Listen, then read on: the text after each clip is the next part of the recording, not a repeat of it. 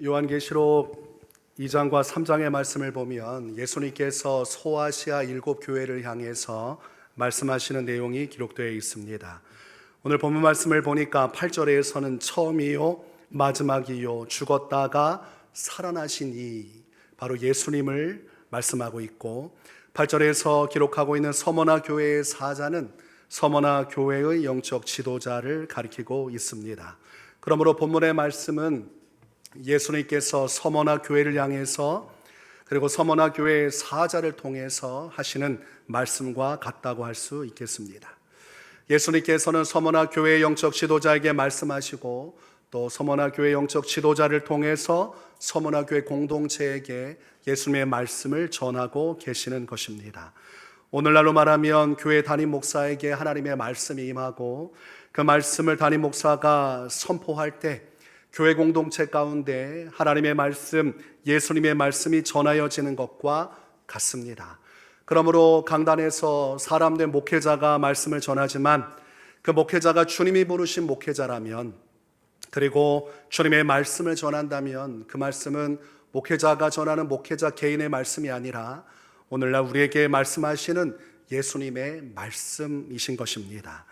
예수님께서는 서머나 교회에게 지금 말씀하고 계십니다. 9절 말씀을 보니까 내가 내 환난과 궁핍을 알거니와 실상은 내가 부요한 자니라. 자칭 유대인이라 하는 자들의 비방도 알거니와 실상은 유대인이 아니요 사탄의 회당이라고 말씀하고 계십니다. 지금 예수님께서는 서머나 교회가 당한 환난과 궁핍을 알고 계신다고 말씀하십니다. 서머나 교회는 많은 환난의 일들을 당했습니다. 그리고 그 환난의 중심에는 자칭 유대인이라고 하는 자들이 있었습니다. 이들이 믿음의 성도된 서머나 교회의 성도들을 핍박했고 비방했고 괴롭혔습니다. 성경에서 예수님께서 이 유대인들을 그냥 유대인이라 말하지 않고 자칭 유대인이라고 말한 것은 이들이 참된 유대인과 구별되는 자들이었기 때문입니다. 자칭 유대인은 하나님을 말로는 경외하지만 삶으로는, 행위로는 경외하지 않는 자들이었습니다. 그러므로 반대로 참된 유대인이란 하나님을 참으로 경외하는 자들을 가리킵니다. 요한복음 1장 47절에서 예수님께서는 나다나엘을 보셨고 그를 향해서 이는 참으로 이스라엘 사람이라 그 속에 간사한 것이 없도다 라고 말씀하셨습니다. 혈통만 유대인인 것이 아니라 이 나다나엘이라는 사람의 신앙 중심이 참된 유대인이라고 말씀하셨어요. 겉으로만 신앙생활 한다고 유대인이라고 자랑하고 실제의 삶은 하나님의 말씀과 무관하게 사는 외식자가 아니라 나다나엘은 주님을 참으로 경외하는 자로서 입술로 뿐만이 아니라 삶의 구체적인 행실로 순종함으로 하나님 앞에서 믿음의 길을 걷던 사람임을 알 수가 있습니다. 그러므로 서머나 교회를 핍박하고 있는 유대인은 하나님을 위한 일이라고 말하지만 그들은 정작 하나님을 경외하지 않는 자들이었다는 겁니다. 예수님 당시에 바리새인들이 하나님의 이름으로 예수님을 대적하고 십자가에 못 박아 죽였지만, 그러나 그들은 외식과 위선의 삶을 살던 자들이었습니다. 예수님은 그들의 믿음 중심을 인정하지 않았습니다.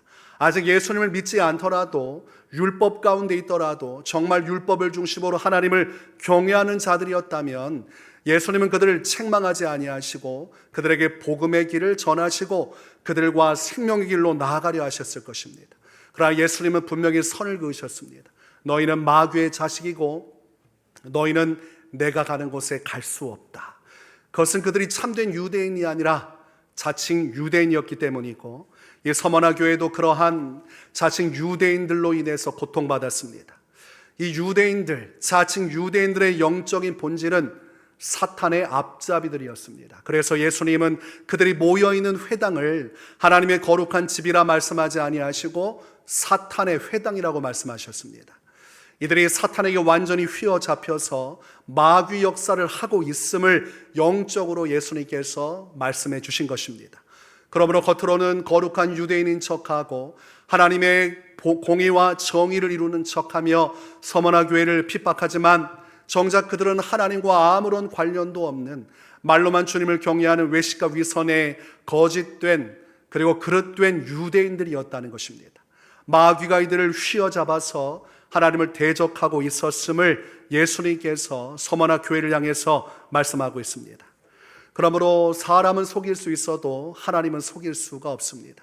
이 땅에서 거룩한 천사의 역할을 하고 거룩한 선지자인 척하고 하나님 나라 선한 일을 이루는 척하지만 사람들은 미혹하고 속일지 몰라도 불꽃 같은 눈빛으로 사람의 영혼을, 그 심령을 꿰뚫어 보시는 예수님을 속일 수는 없습니다.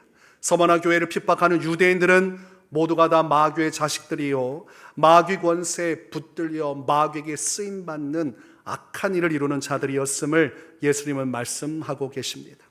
이렇게 서머나 교회 성도들은 자칭 유대인들로 인해서 말도 못할 환난을 겪어야만 했습니다. 그리고 예수님은 그들의 궁핍을 말씀하셨습니다. 이 궁핍은 헬라어로 푸토케이아입니다. 푸토케이아는 원어 그대로 가난이란 뜻입니다. 이것은 물질적인 가난을 뜻하는 단어입니다. 그러므로 서머나 교회는 자신들의 믿음으로 인하여서 물질적인 어려움을 겪었음을 알 수가 있습니다.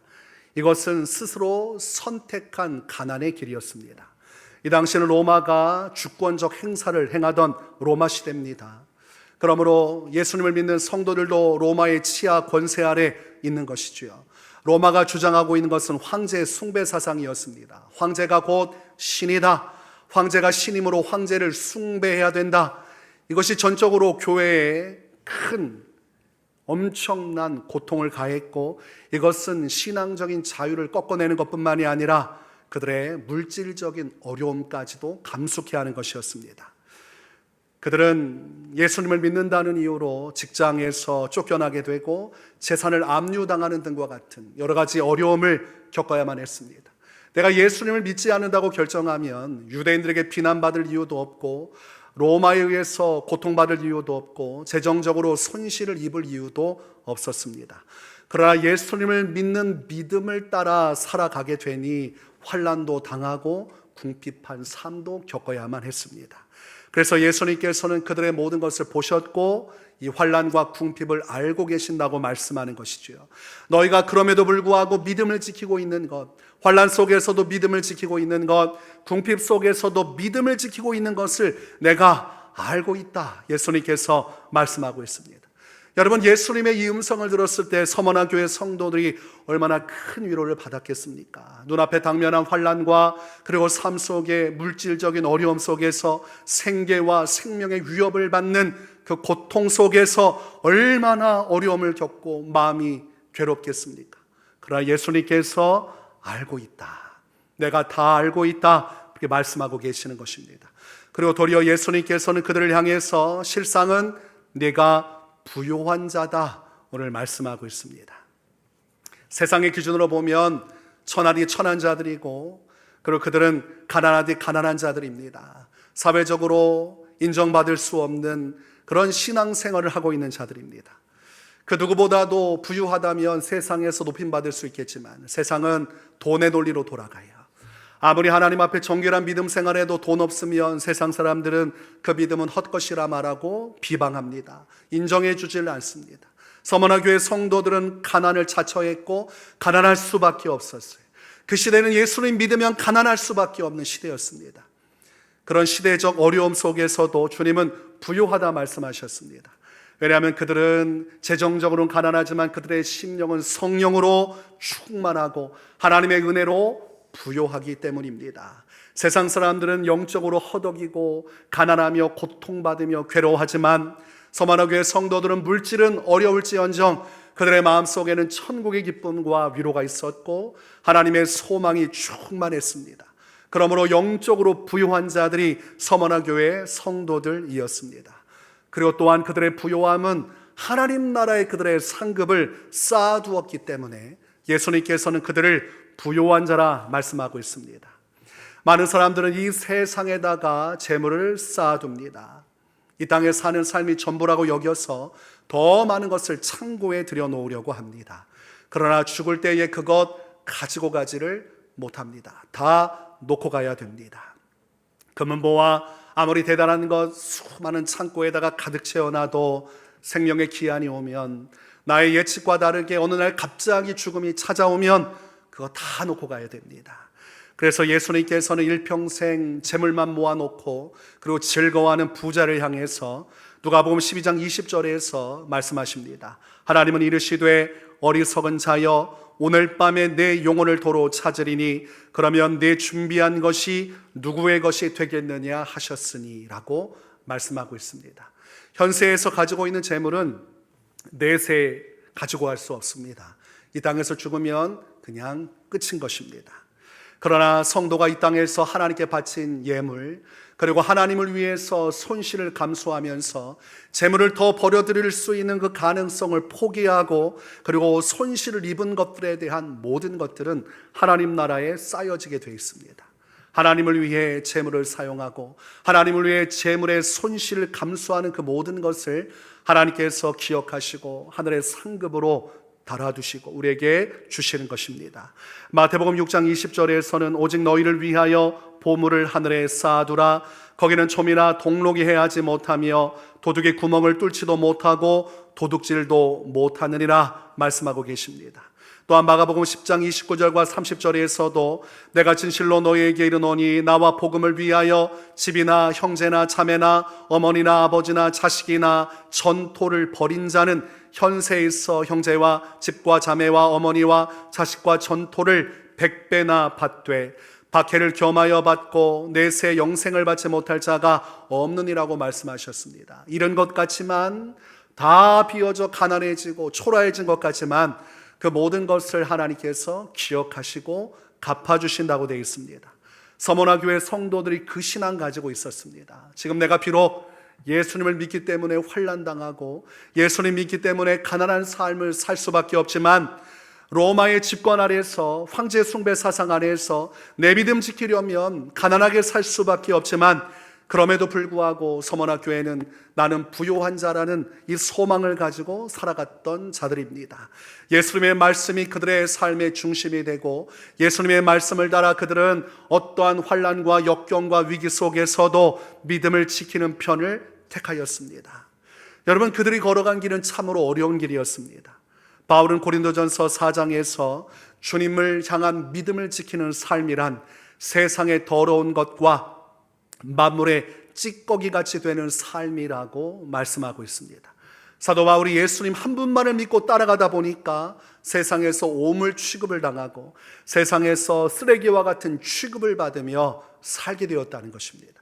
예수님을 믿기 전에는 존귀한 자로서 많은 부와 명예를 얻을 수 있었는데 예수님을 믿고 나니까 동족들에게 미움당하고 버림당하고 오히려 가지고 있는 재산, 더 많은 것을 얻을 기회를 내려놓고 오직 주님의 복음을 위해 살다 보니 너무나 많은 것을 희생할 수밖에 없었음을 그렇게 표현을 하고 있는 것입니다. 그것은 바울뿐만 아니라 그 시대를 살아가는 성도들의 삶이었습니다. 너무나 많은 핍박의 시대였기 때문에 예수님 한 분 믿는 것이 여의치 않은 일이었어요. 그래서 예수님 믿으려면 목숨을 걸어야 했고 예수님을 믿으려면 재산 다 포기할 각오로 따랐어야만 합니다. 그래서 이러한 세상의 더러운 것 같은 취급, 만물의 찌꺼기 같은 취급을 받았다고 말씀합니다. 그러나 바울도 다른 믿음의 성도들도 그럼에도 불구하고 예수님 한 분만을 믿는 길로 갔습니다. 서머나 교회 성도들도 그 신앙 중심으로 신앙 생활을 했습니다. 소아시아 7교회를 향해서 예수님께서 말씀하시지만 그 중에서 책망을 받지 않은 교회는 단 2교회뿐입니다. 오늘 우리가 말씀으로 접하는 서머나 교회 그리고 빌라델비아 교회가 예수님의 책망을 받지 않은 교회입니다. 여러분, 예수님께서 모든 교회를 다 칭찬하실 것 같고 또한 다 책망하실 것 같지만 그렇지 않습니다. 교회마다 칭찬받는 교회가 있고 책망받는 교회가 있고 또는 칭찬도 받고 책망받는 교회가 있습니다. 이 시대도 똑같습니다. 예수님의 교회면 다 칭찬받는 거 아닙니까? 틀렸습니다. 예수님 앞에 우리가 연약함으로 다 책망받는 거 아닙니까? 틀렸습니다. 그럼에도 불구하고 환난과 궁핍 가운데서도 믿음을 지켜 칭찬받는 교회가 서머나 교회였어요. 다른 어떤 교회보다도 믿음의 역사를 강력하게 이룬 하나님께서 예수님께서 칭찬하실 만한 교회가 서머나 교회였습니다. 그래서 교회라는 간판 달고 있다고 해서 똑같은 교회가 아닙니다.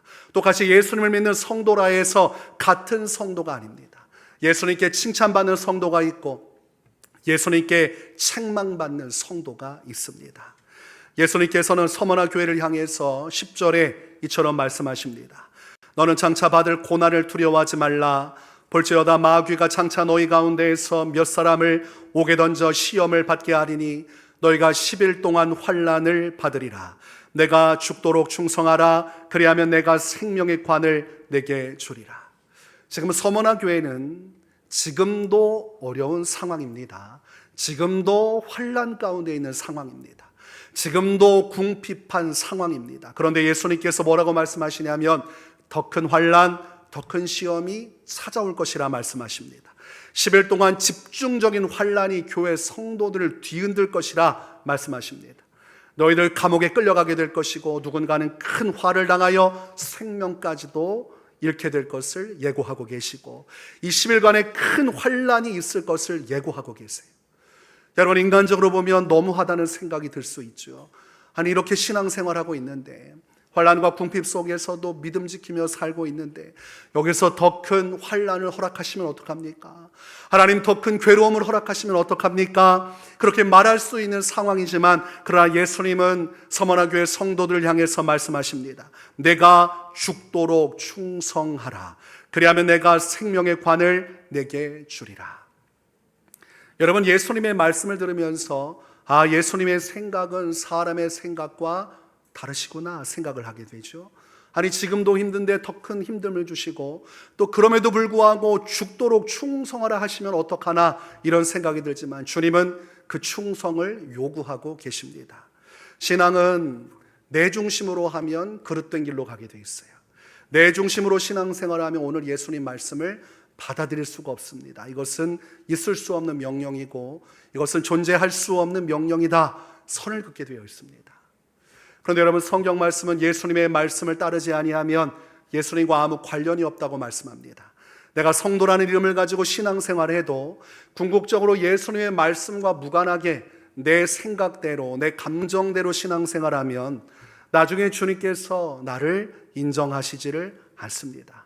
최후의 예수님께 인정받는 사람은 예수님의 말씀을 기준으로 해서 그 말씀의 반석 위에 집을 지은 사람들, 괴로우나 슬프나 오직 예수 그리스도 말씀에 나의 삶의 전부를 걸고 오직 예수 그리스도 말씀만을 따라 살아간 자들이 마침내 영생을 차지하게 될 것이고, 그런 맥락에서 예수님은 내가 죽도록 충성하라, 그러면 생명의 관을 준다고 말씀하셨습니다. 나름대로 신앙생활하지 말고 상식적으로 신앙생활하지 말고 다른 많은 사람들이 걸어가는 넓은 문과 같은 일반적인 종교적인 신앙관념으로 신앙생활하지 말고 내가 전하는 내 말을 따라서 나의 말을 청종하여서 나의 계명을 순종하여서 내가 죽도록 충성한다면 내가 반드시 내게 영원한 생명의 관, 영생을 허락해 주겠노라 말씀하고 있습니다.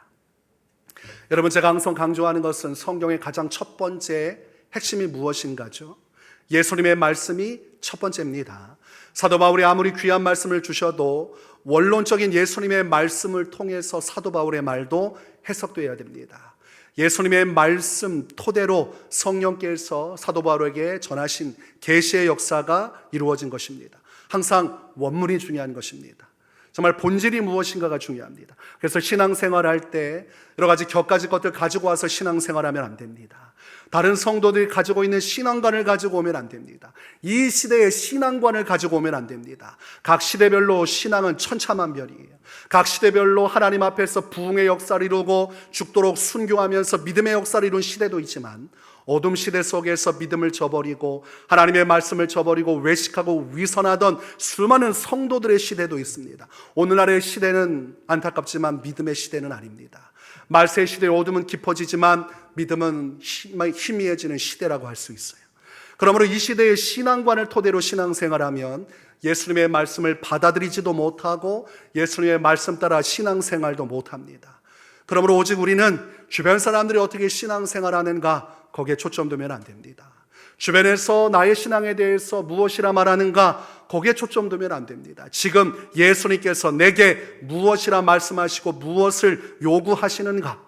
예수님은 지금 지치고 힘든 나의 일상 속에서 생계로 인해 고통받는 나의 일상 속에서도 충성하기를 요구하시고, 지금보다 더 힘든 상황이 올지라도 그럼에도 불구하고 예수님을 향해서 죽도록 충성하라고 말씀하고 있는 것입니다. 주님이 말씀하시는 충성은 상황과 환경을 초월하는 충성입니다. 내가 생각할 때 안 될 것 같은 상황에서도 충성하라 말씀하시는 것입니다. 왜냐하면 예수님께서 그 충성으로 하나님 아버지를 섬겼기 때문입니다.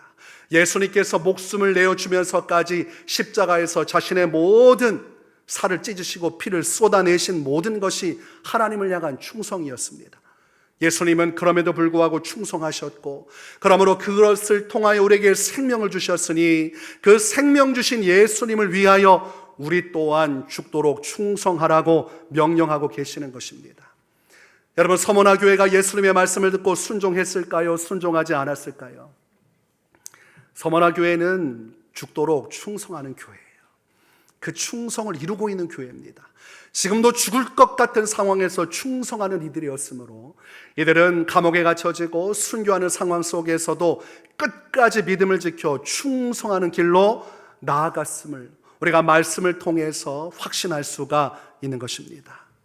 여러분, 예수님을 믿는 충성은 목숨 바쳐 이루는 충성이어야 합니다. 오늘 내 생명의 위협을 받더라도 우리도 생명 포기하고 예수님 믿고 예수님의 뒤를 따라가야만 하는 것입니다. 하나님께서 정말로 원하시는 것은 충성된 성도가 되는 것입니다. 마태복음 25장의 말씀을 보면 달란트 비유를 예수님께서 말씀하십니다. 그 중에서 2달란트와 5달란트 받은 자들은 주인의 명에 순종해서 주인이 올 때까지 열심히 충성을 다하여 사업을 합니다. 그리고 결실을 맺어서 5달란트, 2달란트를 돌아온 주인에게 바칩니다. 그런데 1달란트 받은 종은 그것을 땅에 묻어둡니다. 그리고 원금을 그대로 주인에게 바칩니다. 주인이시여, 원금이면 충분하지 않습니까? 제가 혹시라도 이것 가지고 장사하다가 원금 잃어버렸으면 주인이 저를 책망하셨을 터인데 제가 이 원금이라도 보존했으니 얼마나 대단합니까? 그러나 주인은 그 종을 향해서 악하고 게으른 종이라고 말씀합니다. 그리고 이 무익한 종을 바깥 어두운 데로 내쫓으라, 거기서 슬피 울며 이를 갈리라고 선언을 하고 있습니다. 여러분, 성도는 1달란트 받은 자의 길로 가면 안 됩니다. 이 1달란트 받은 자는 충성하지 않는 자입니다. 하나님께서 주신 달란트가 있어서 이 달란트를 가지고 주님의 나라와 주님의 영광을 위해 마땅히 일했어야 하는데 아무것도 하지 않은 자입니다. 그리고 변명하는 자입니다. 하나님, 삶이 고돼서 하나님께서 주신 사명 이루지 못했습니다. 하나님 아버지, 제가 너무나 먹고 사는 문제, 생계 문제 때문에 시달리니 하나님의 일을 할 수 없었습니다. 누구라도 저와 같으면 이렇게 살 수밖에 없었을 것입니다. 그런 말을 하고 있지만 여러분, 서머나 교회는 그런 말을 하고 있지 않아요. 이 1달란트 받은 자보다 더 큰 환난과 궁핍을 당하고 있음에도 서머나 교회 성도는 말없이 주께 충성하고 있습니다. 1달란트 받은 자와 같은 자들은 모두가 다 나처럼 신앙생활할 수밖에 없다고 말하지만 여러분, 전 세계 온 교회를 통해서 예수님께서 바라보고 계시는 충성된 자들이 있어요. 그럼에도 불구하고 환난과 위기와 생계의 위협 속에서도 목숨 바쳐 예수님을 섬기는 자들이 있어요. 서머나 교회가 그런 교회였고 오늘날도 그런 교회와 성도들이 있습니다. 성경은 고린도전서 4장 1절과 2절에서 사람이 마땅히 우리를 그리스도의 일꾼이요 하나님의 비밀을 맡은 자로 여길지어다. 그리고 맡은 자들에게 구할 것은 충성이니라고 말씀하고 있습니다. 많은 이들이 하나님 나라 영광을 위해 충성 헌신하라고 하면 얼굴이 허옇게 질립니다. 예배드리러 오는 것도 힘든데 여기다가 너무 무거운 짐을 짊어진다고 생각을 해요. 세상에서도 많은 힘든 일을 하고 오는데 교회까지 와서 왜 일을 해야 하느냐 이렇게 말을 합니다. 어떤 성도는 자꾸 지각해서 예배 시간 좀 맞춰오라고 했더니 세상에서 직장에서도 시간 맞추느라 시달렸는데 어떻게 교회 예배 시간까지도 내가 지키면서 이렇게 힘들게 신앙생활해야 하느냐, 좀 오는 시간만큼은 좀 자유롭게 올 수 있게 해달라 이렇게 말을 하죠. 그것은 무슨 말입니까? 교회에서 일하는 것은 합당하지 않다. 나는 하나님의 일꾼으로서 부름받은 게 아니다. 예배자로 부름받은 거다 이렇게 얘기를 합니다. 그것은 예배자로서도 불합격이고 일꾼으로서는 실격입니다. 사도 바울은 사람이 마땅히 우리를 그리스도의 일꾼이요 하나님의 비밀을 맡은 자로 여길지어다라고 말씀하고 있어요. 하나님께서 너를 예배자로만 부른 게 아니라 예수님의 나라 일을 일할 일꾼으로 부르셨다고 말하고 있어요. 근데 오늘날 영성은 이 말을 받지 않습니다. 많은 목회자들이 예배 잘 드리고 가면 된다, 그것만으로 충분하다 얘기합니다. 그게 무슨 말입니까? 당신은 그리스도의 일꾼이 아닙니다. 그렇게 메시지를 주고 있는 거예요. 그냥 교회 와서 한번 예배 드리시고 헌금만 잘 내고 돌아가시면 나머지 교회가 잘 할 테니까 서로 그 정도 우리가 신앙생활하면서 행복하게 삽시다, 이렇게 말을 하지만 그건 목사가 잘못 가르치는 것입니다. 그 말씀은 오늘 예수 그리스도께서 서머나 교회 하신 말씀과 정면으로 위배되는 말입니다. 예수님의 말씀을 제대로 전하고 있지 않다는 겁니다. 그 사람은 사꾼이고 하나님 앞에서 심판을 받게 될 것입니다. 그리스도의 일꾼이란 이 사명은 목회자가 그 짐을 빼준다 해도 없어지지 않습니다. 오늘 서머나 교회를 향해 말씀하신 예수님의 말씀은 없어지지 않습니다. 서머나 교회를 향한 말씀이면서도 오늘 신앙생활하고 있는 위례세움 교회를 향한 말씀이시고 성령이 교회들에게 하시는 말씀입니다. 모든 교회는 죽도록 충성하여서 예수 그리스도의 일꾼으로서 하나님 나라 역사를 이루어야만 한다고 주님은 아주 분명하게 말씀하고 있습니다. 이것이 사망 권세를 이기신 예수님의 말씀이고 처음과 마지막이 되신 예수님의 말씀이고 우리를 위해 생명을 바치기까지 주께 충성하사 우리를 영원한 지옥불못에서 생명으로 인도하신 예수 그리스도의 당연한 명령인 것입니다. 그러므로 우리는 이 충성에 관한 것을 지워버리면 안 돼요. 충성하라고 하면 귀를 막고 눈을 가리지만 그러고 막힌 귀를 열고 눈을 뜨면 그 앞에 예수님이 여전히 계세요. 그리고 예수님의 말씀이 내 앞에 있습니다. 여러분, 신앙생활 중에 가장 지혜롭지 못한 것이 내 귀를 막고 내 눈을 가리면 이 진리에서 벗어날 수 있다고 생각합니다. 하나님은 사명에서 벗어나고 싶습니다. 복음 전하는 사명도, 교회 직분의 사명도, 하나님 앞에서 교회에서 무언가를 해야 한다는 사명도 저는 너무 무거워서 아무것도 하고 싶지 않습니다. 그 신앙이 요나 신앙이에요. 요나가 그 길로 하나님이 명하신 니느웨로 안 가고 다시스로 가다가 인생 풍랑의 길을 겪게 되고 뒤늦게 울며 불며 돌아와서 하나님의 사명 앞에 서는 것을 보면 내가 귀를 막는다고 해서 사명이 사라지는 것도 아니고 사명의 부르심이 없어지는 것도 아닙니다.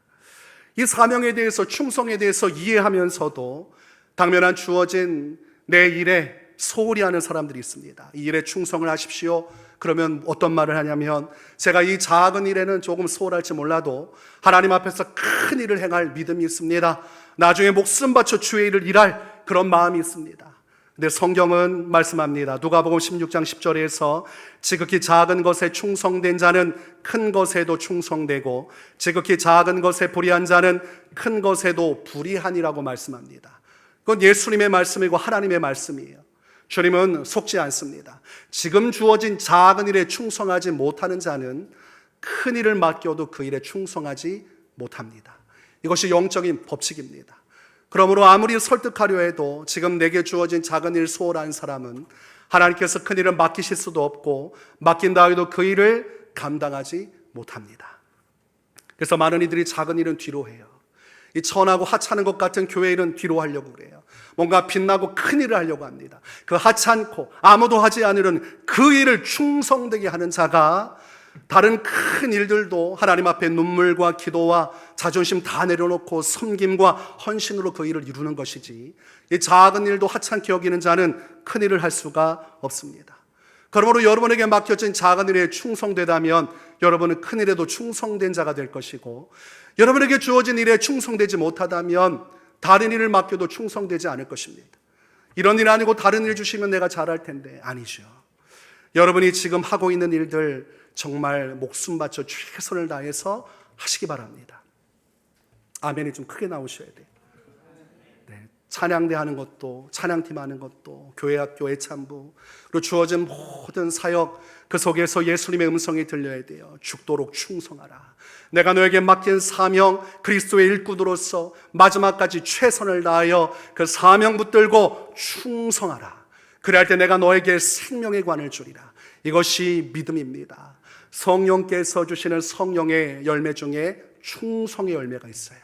성령을 따라 신앙생활 바르게 하면 충성된 자로 살아갈 수밖에 없다는 것입니다. 성령께서 충성의 마음을 주시고 충성한 일을 이루도록 역사하는 거죠. 그러므로 교회 안에서 충성의 일을 못한다는 것은 성령의 역사를 거스르고 있다는 것입니다. 성령께서는 말씀을 통해 계속 우리에게 책망하시고 말씀하시고 하나님께서 우리를 충성의 길로 이끄시는데 내가 거부하고 있다는 거예요.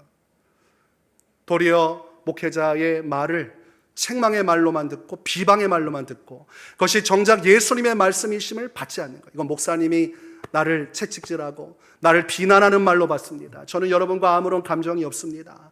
제가 전하는 말은 예수님의 말씀이고 예수님께서 여러분에게 요구하시는 것이고 이 말씀 앞에 저도 똑같이 서 있는 것입니다.